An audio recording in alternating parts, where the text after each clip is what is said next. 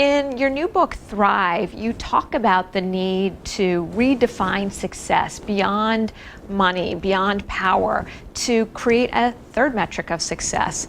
Describe that phenomenon. Well, for me, it started with my own wake-up call when it was kind of a rude awakening on April 6, 2007, when I collapsed from exhaustion. On the way down, hit my head on my desk, broke my cheekbone, got 4 stitches on my right eye. And then, as I was going from doctor to doctor, they were trying to find out what was really wrong with me, if I had a brain tumor. In all these doctors' waiting rooms, I found myself asking these big questions, like, what is a good life? What is success? But by any sane definition of success, I was not successful if I was lying in a pool of blood on the floor of my office.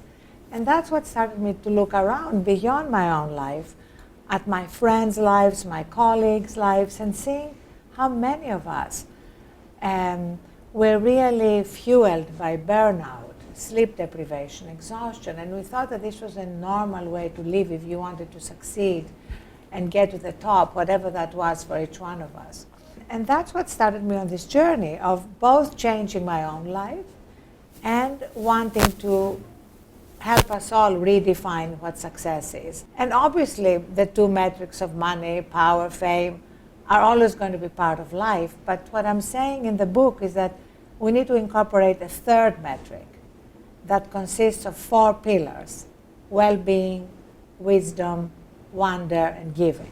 You already achieved a great deal of success, albeit maybe more traditional success, as you put in your book, by the time that you had this turning point. Do you think you could have achieved what you've achieved if you took a markedly different approach? What things would have looked different for you? Well, I don't know if I would have achieved more, but I would have achieved what I achieved with less stress, less of a toll on my health, my relationships. I mean, absolutely, without question.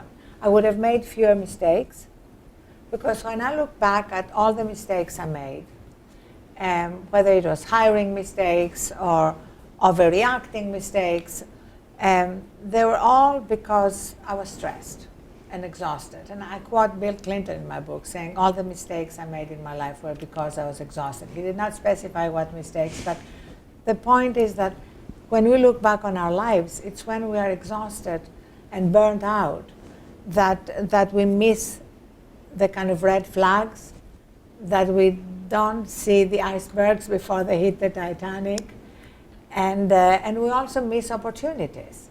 What advice or what suggestions would you give to those people who say that it's almost a luxury to be able to meditate or lead this more mindful life? Incidentally, when we talk about meditation, you can substitute whatever you want: prayer, contemplation, fly fishing, whatever it is in one's life that provides that respite, that time to disconnect and reconnect with ourselves. That's a very legitimate question. And that's why in the book I have a lot of examples from people's lives in extreme circumstances, including in concentration camps. It doesn't get more extreme than that. But people like Viktor Frankl, who are able, even in a concentration camp, to connect to their own center of wisdom and strength and peace, were able to deal with these extreme, painful circumstances in a much more powerful and centered way.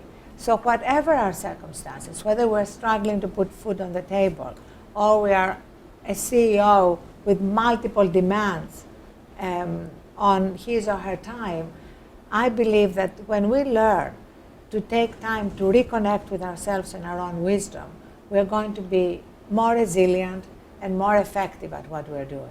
You talk about your experiences with your daughters who are still young, who also had burnout and faced stress in this hyper-connected world. How has this experience of this awakening changed you as a mother?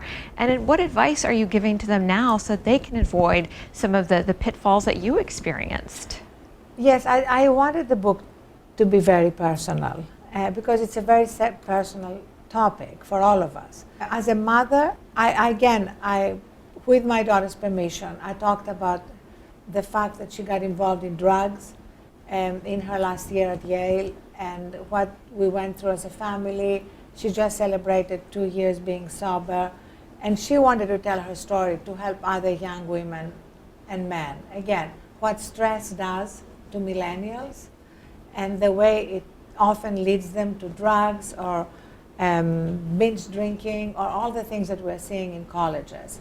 And I feel there is an epidemic going on and we need to address it.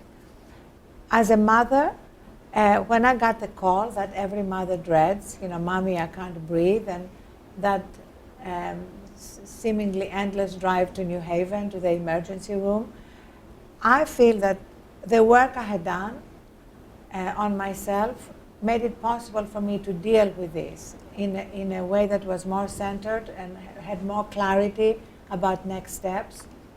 And the fact that I could focus on what I was grateful to, even in the middle of a family crisis, that I was grateful that she was alive, that she wanted to get well, that she had a loving family around her to support her. So I wanted to talk about my own crisis, because we're all going through some crisis or another at one point in our lives, and to help other people go through their crisis.